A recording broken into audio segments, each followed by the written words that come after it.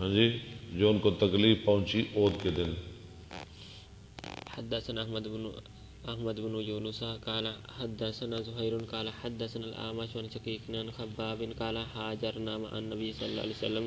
یہ حدیث پیچھے بھی پڑی ہے. حضرت خباب فرماتے ہیں ہم نے ہجرت کی نبی صلی اللہ علیہ وسلم کے ساتھ ونحن نبتغي وجه الله اور ہم چاہتے تھے اللہ کا چہرہ، اللہ کی رضا.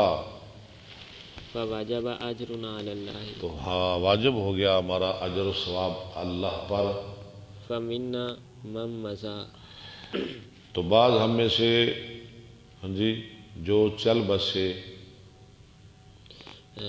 او ذهب لم يأكل من اجره یا چلے گئے انہوں نے نہیں کھایا اپنے اجر میں سے کچھ بھی. كان منهم مصعب بن عمير ان میں تھے مصعب بن عمیر جنہوں نے کچھ بھی نہیں آئے چلے گئے. ہاں جی وہ تو چند دن کے لیے ہمارے مہمان تھے، انہوں نے تو کچھ بھی نہ لیا، کچھ بھی نہ کھایا، کچھ بھی نہ دیکھا. میرے مصعب بن عمیر قتل يوم احد جو شہید کر دیے گئے احد کے دن، لم يتركوا الا نمرة انہوں نے نہ چھوڑی مگر ایک چھوٹی سی چادر. كنا اذا غطينا مکہ میں جن کے لیے سوٹ باہر سے آتے تھے، جو روزانہ کے نئے سوٹ نئی خوشبو لگاتے تھے، جس رستے سے گزر جاتے لوگ کہتے عمیر گزر کے گئے ہیں. لیکن آج کیا ہے، جب وہ شہید کیے گئے تو ان کے کفن کے لیے بھی کوئی کپڑا نہیں، ایک چھوٹی سی چادر. كنا اذا غطينا بها رأسه جب ہم ڈھانپتے اس چادر کے ساتھ ان کا سر خرجت رجلاه تو کھل جاتے ان کے پاؤں.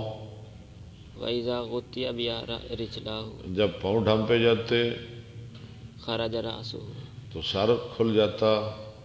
قال لنا النبي صلى الله عليه وسلم فرمایا ہمارے لیے نبی صلی اللہ علیہ وسلم نے غطوا بها رأسه غتو نہیں یار، غطا یغطی تغطیتا فہو مغط وغطی یغطا تغطیتا فذاک مغطا لم یغطی لم یغطا لا یغطی لا یغطا لن یغطی لن یغطا الامر منو غطے صرف غطے غطے یا غطو ڈھانپ دو اس کے ساتھ اس کا سر واجعلوا على رجليه اور پاؤں پر اسخر کاس ڈال دو.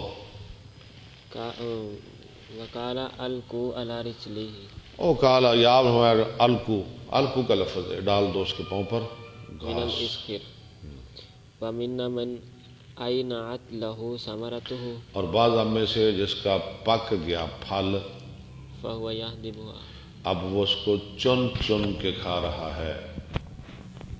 کئی تو پہلے ہی چلے گئے اور کئی اب زندہ ہے، ہاں جی وہ اپنا حصہ کھا رہے